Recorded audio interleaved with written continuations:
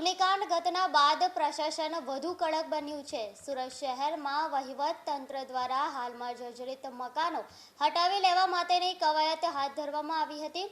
સુરત મહાનગરપાલિકા અને slum clearance board મોટી કાર્યવાહી કરતા શહેરના અનેક વિસ્તારોમાં કામગીરી હાથ ધરી હતી।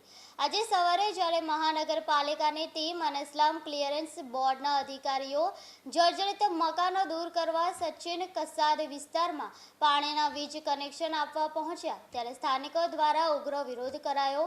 સચિન કસાદ વિસ્તારમાં વહીવટતંત્રની કાર્યવાહીનો વિરોધ કરવા ટોળું ભેગું થયું હતું।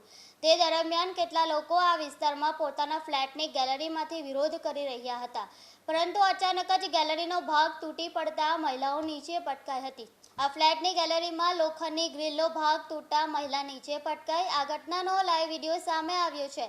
ગેલેરી તૂટવાને કારણે મહિલા નીચે પટકાતા સામાન્ય ઈજા પહોંચી છે। સદનસીબે આ ઘટનામાં કોઈને ગંભીર ઈજા પહોંચી ન હતી।